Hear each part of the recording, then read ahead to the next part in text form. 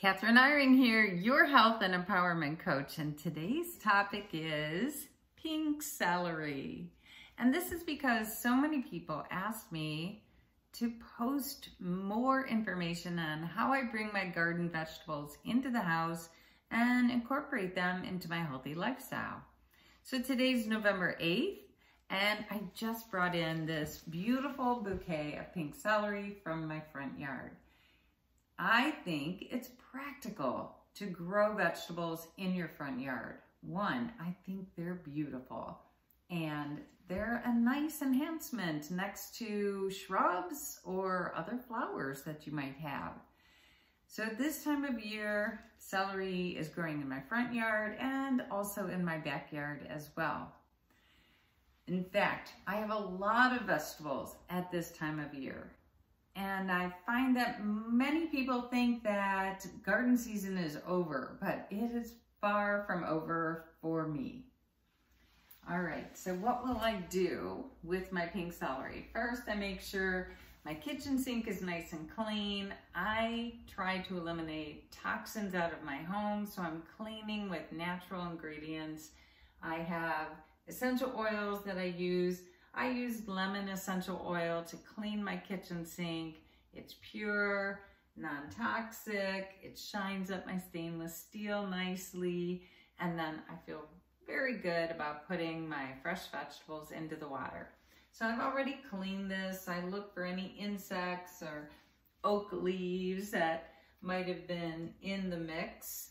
And then I make sure I take some and just make a little bouquet with some fresh filtered water and set that aside because I'll probably use that in a dinner tonight or tomorrow, maybe a soup or a stew, but I'll make sure that I'm using that fresh.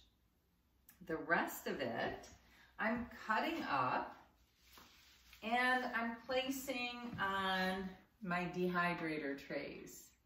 So I love to dehydrate food and be able to use it for the winter. So first I will chop the celery, place it on the racks. Any of the leaves that are in very good shape, I'll use the leaves as well. And then when it's dehydrated, probably 10 hours or so from now, I will take some and I'll pulverize it.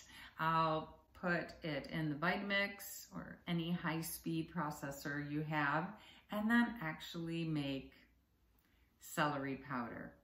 So when I'm cooking, I have my fresh celery available to me. I have pieces of celery that are dehydrated that I could put into a stew and have them rehydrate as pieces.